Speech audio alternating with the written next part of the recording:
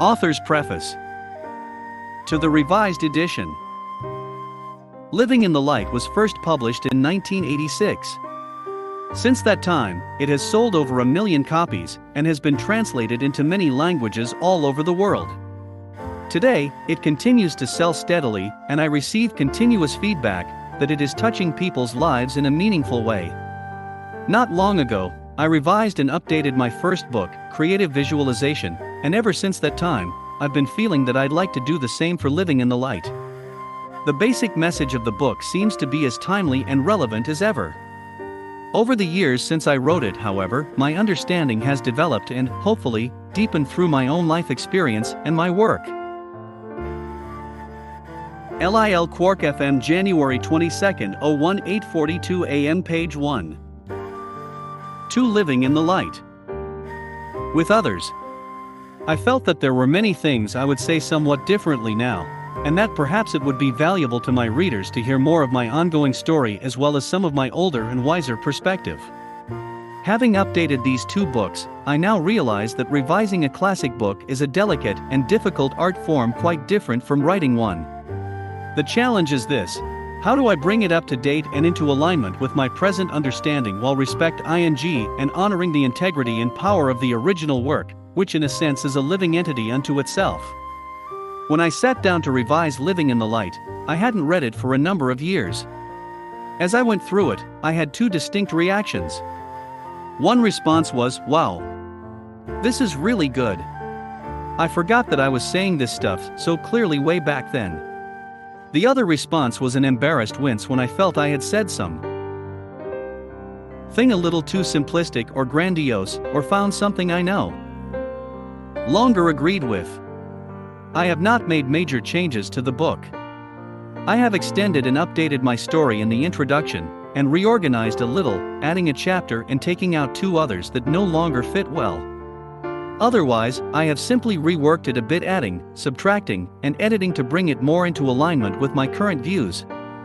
I have only modified it where I strongly felt it could be improved or made more accurate. At times, I had to fight the temptation to simply write a whole new book on the same subject. I comforted myself with the thought that readers interested in a more complete view of how my LIL Quark FM January 22, 01842 AM Page 2. Ideas have evolved can easily find it in one of my newer works, such as The Path of Transformation or Creating True Prosperity. Those of you who have read Living in the Light in the original version may notice a slightly different tone to the revised edition. At the time I wrote the book, I was filled with youthful enthusiasm for the power I was finding in these ideas and practices. A dozen years later, I'm as enthusiastic and committed to these ideas as ever, but I now have a healthy respect for the ongoing challenge of integrating them into our daily lives.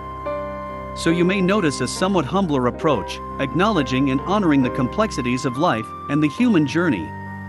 Probably the greatest difference for me between then and now is my understanding of the necessity and importance of acknowledging, working with, and embracing our disowned energies, our shadow side.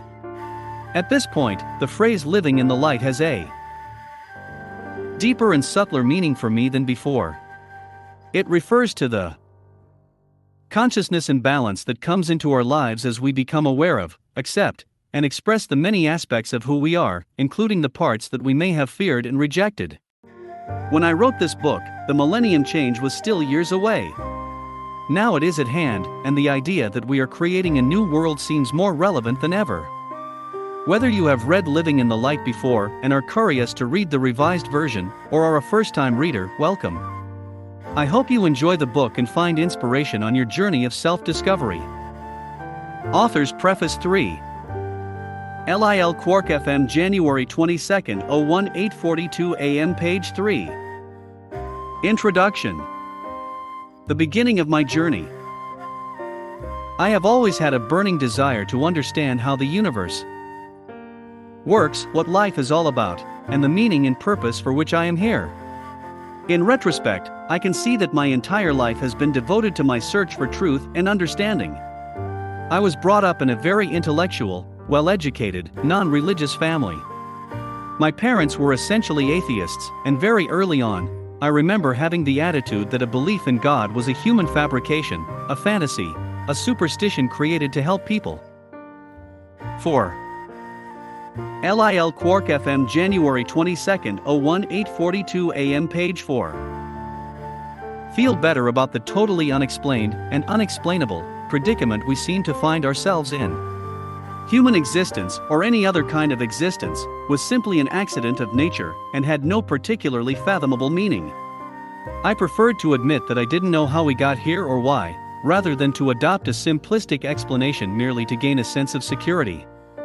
I believed that truth was rational and anything that couldn't be proved scientifically didn't exist. I also felt somewhat condescending toward people who were weak enough to have to make up a god to believe in. The positive side of this upbringing was that I didn't get a lot of the rigid dogma and deeply negative messages about right and wrong, heaven and hell, and sin that so many people receive in their early religious training. On the other hand, I had no conscious concept or experience of the spiritual dimension of life, and no answers for the questions I had about the meaning and purpose of my life. My parents really wanted a child, and were very loving to me. Unfortunately, they were unable to work out their own relationship and were divorced when I was 2 years old. Although I don't remember it clearly, I know this event had a major impact on my life and affected my later patterns in relationship.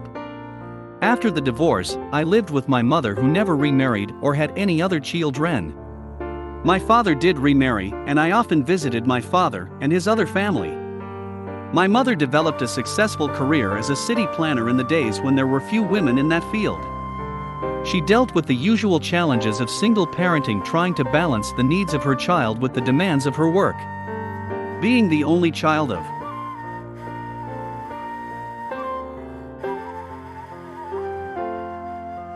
Introduction 5.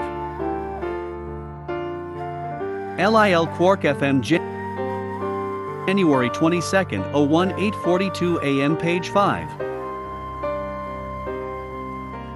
A working mother, I developed a strong sense of responsibility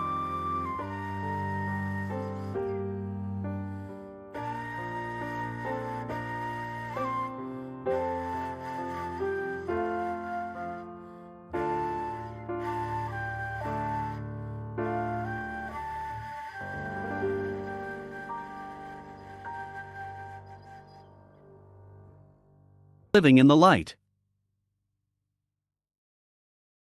Author's preface to the revised edition.